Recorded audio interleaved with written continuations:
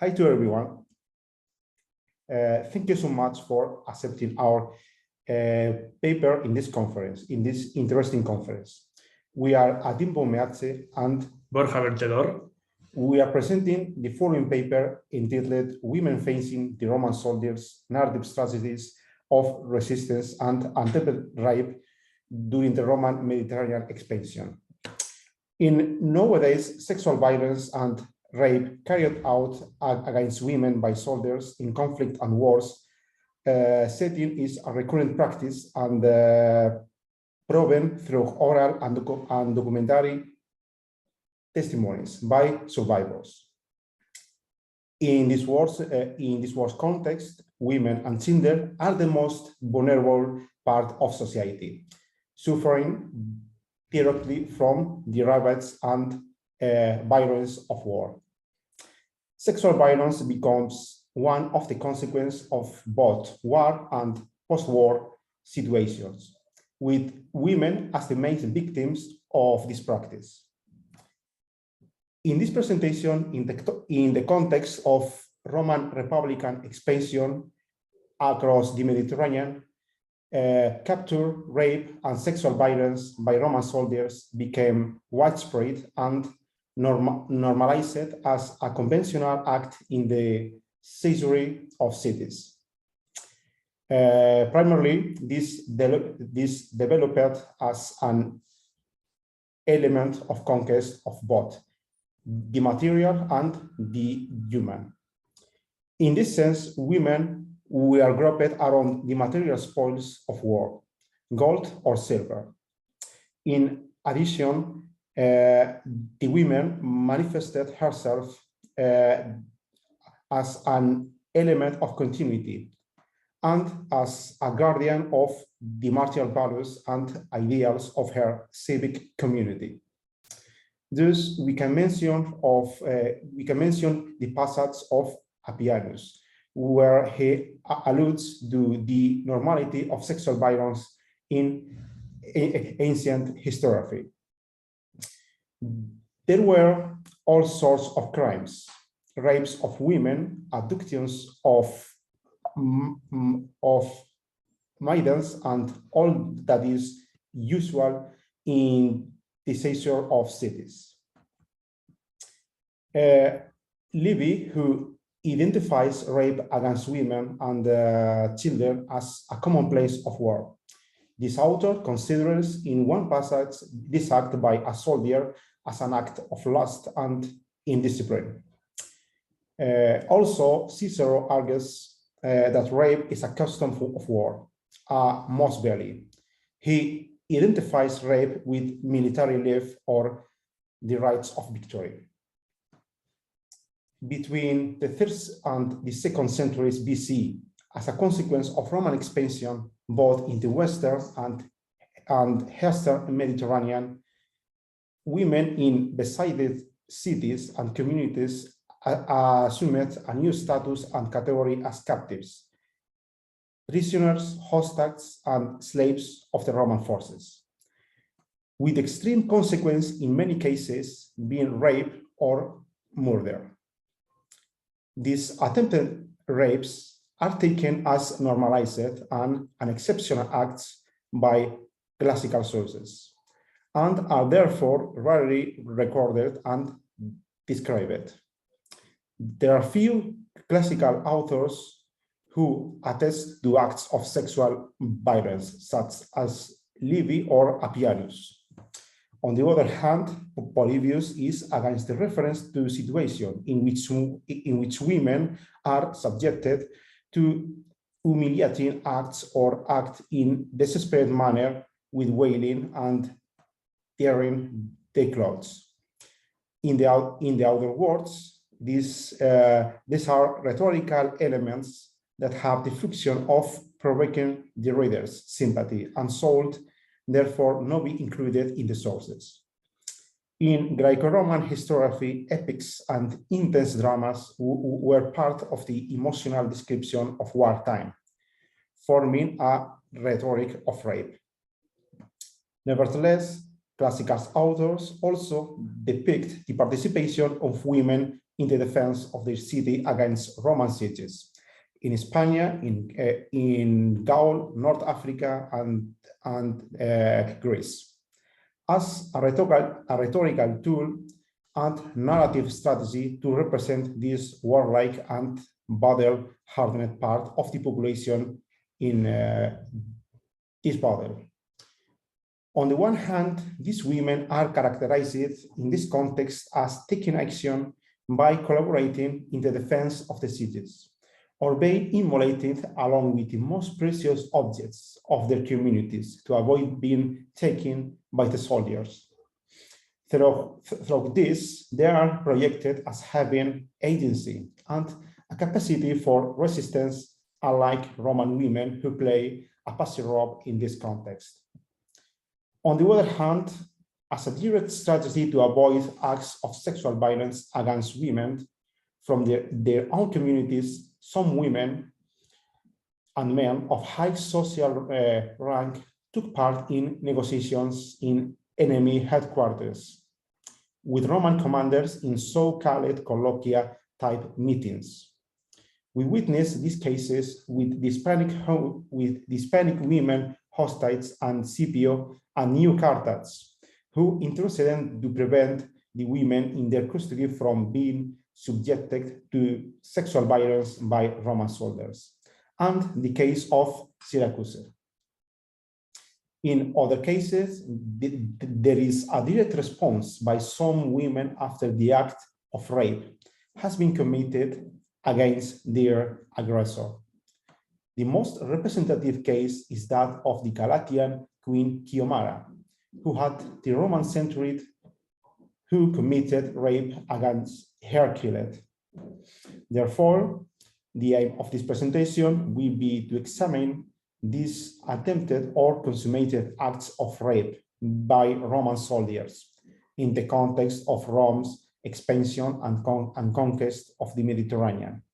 We shall consider and contextualize the narrative strategies of classical authors in the way they depict sexual violence against non-Roman populations and the agency of these women as defenders of their cities or intermediaries to prevent the consummation of rape.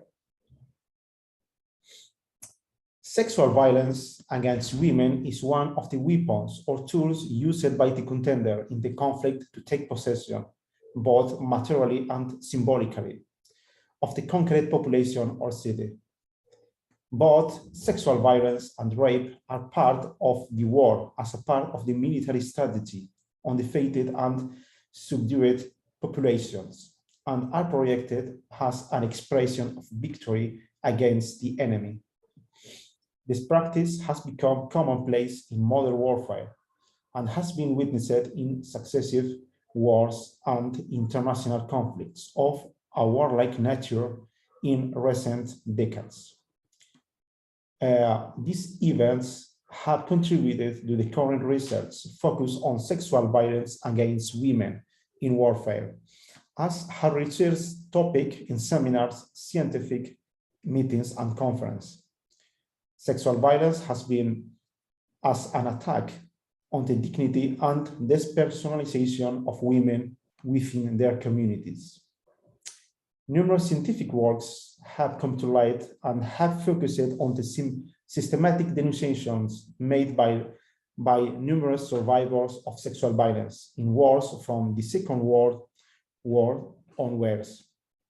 Recently, in the last decades, the acts of sexual violence in the Balkan Wars, the acts of mass rape carried out by Serbian soldiers against Bosnian women, or the systematic sexual abuse of African women during the Vietnam War, have contributed to making this problem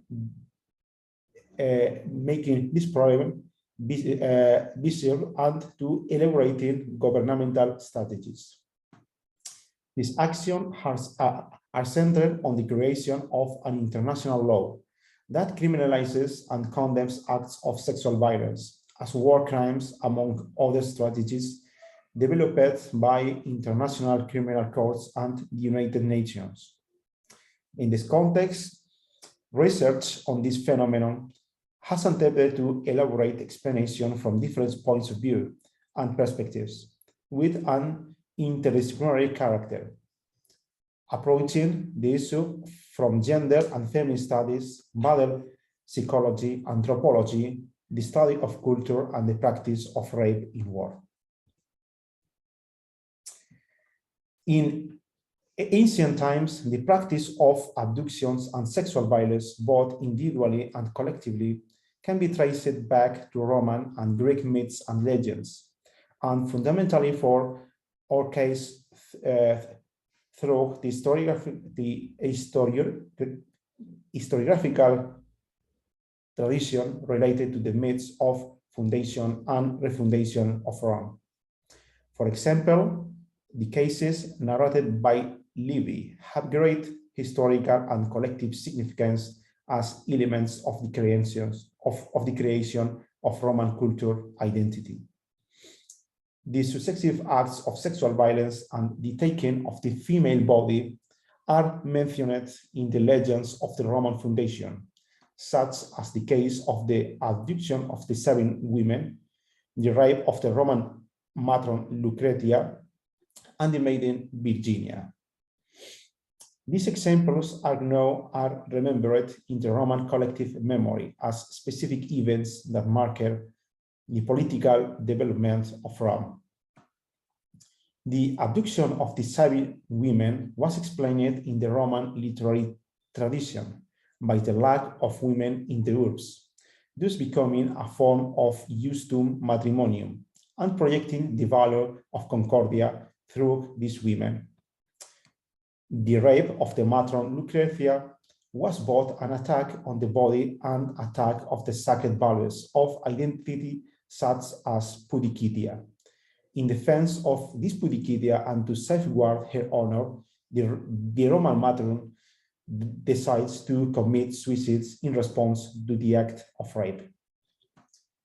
This is reproduced in the maiden Virginia, who is killed by her father to avoid being Roman by the Decemviro Appius Claudius. Both cases involved political changes in Rome and the transition to a republican system of government. In this sense, rape is linked to tyrannical regimes and system of government, and is redressed to a restoration of a participatory political system. The response strategies to acts of sexual violence by these women and their relatives was always death in order to save the family honor and Roman pudicitia. This contrasts with the case of foraging women and the conception and projection given by classical authors, such as Livy, to these women belonging to non-Roman societies, who, because of their topos of bellicosity, are represented by an active role and articulated direct responses such as a revenge and murder of their rapist. Within these narrative strategies, spaces of action of these women in defense of their civic communities are configured. Given the context in which we are situated, most of the action take place in the sieges and captures of cities. Rape is a synonym for the capture of a city. Another sphere of action is the Roman headquarters, where the capture and custody of captive women and their handing over to the soldiers take place. Women are handed over to commanders as gifts, given to soldiers to maintain their loyalty and motivation, and chosen by soldiers for themselves. On the other hand, in this space, mediation strategies were developed to prevent these women from being subjected to sexual violence in the so-called colloquia type meetings.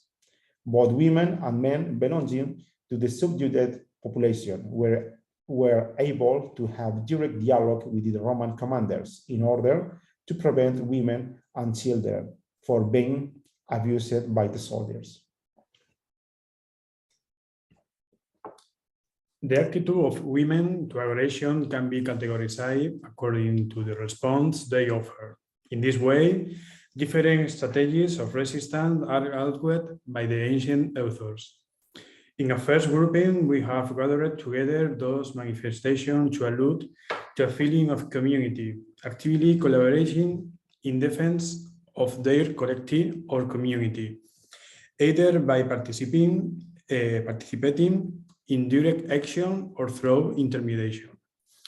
On the other hand, the use of self-defense against aggression, which is also linked to the feeling of community.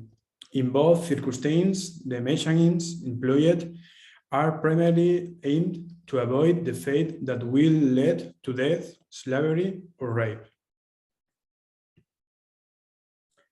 The first example is contextualized in the siege of Hatin in 146 BC. Rome, as a method of subduing cities, used siege, depriving the enemy of any external resource, which implied the exhaustion of internal resource to the point of exhaustion, death, or total surrender. In such circumstances of scarcity, the Punic women, far from taking a secondary role in the conflict, as they knew the fate that awaited them if the city fell, decided to act against the aggressor. They used, for example, their own hair to make weapons.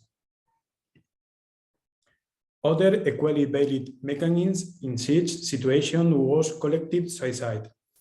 The most outstanding case is the famous city of Numancia, where Scipio carried out a total siege of the city, preventing the entry of any food, troops, or supplies, as well as the exit to look for them.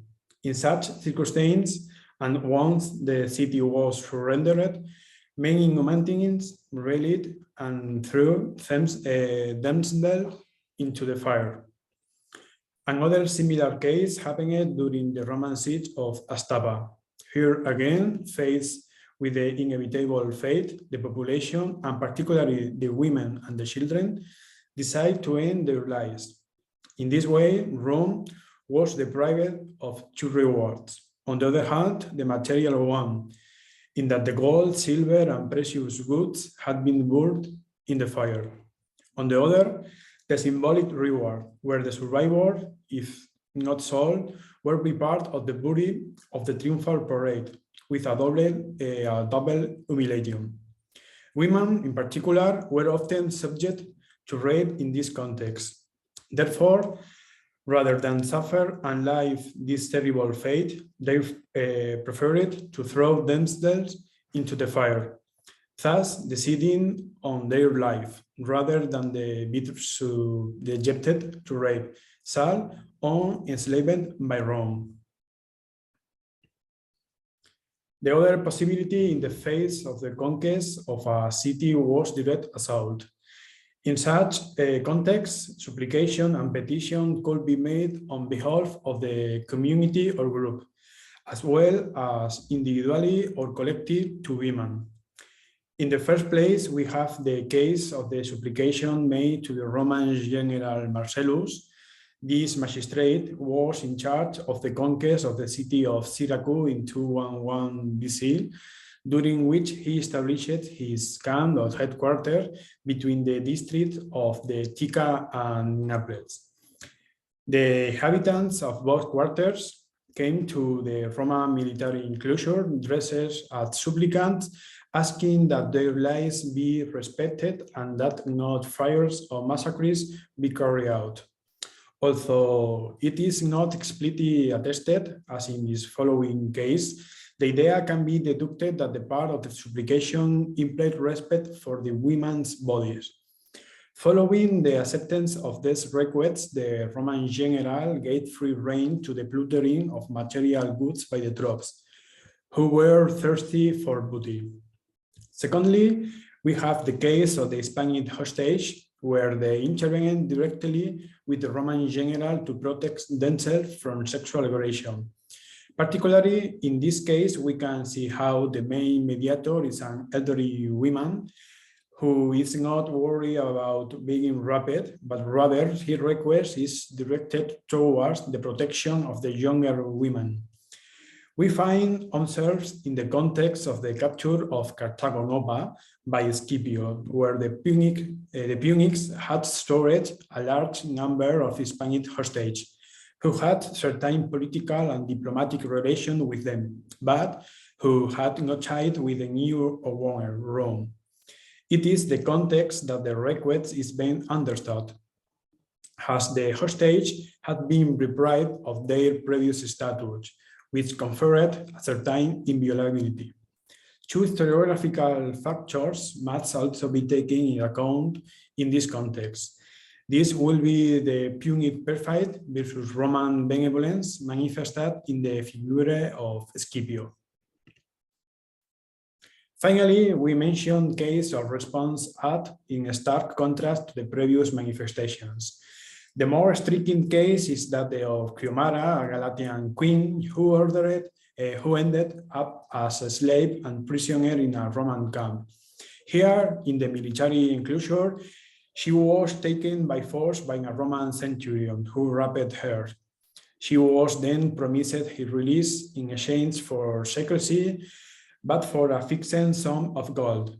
In the resolution of the exchange between her freedom and the gold, she had set a plan where she would kill the centurion. This will be her response to the rape, taking the life of the Roman soldier in compensation, but also as a sign of fidelity to her husband. By way of conclusion, we present another example which, although it goes beyond our chronological limit, is evidence of what we have said. The case is contextualized of the siege of Laurus by Sertorius. According to Appianus, a woman goaded out the eyes of her assailant who was trying to abuse her in a natural way.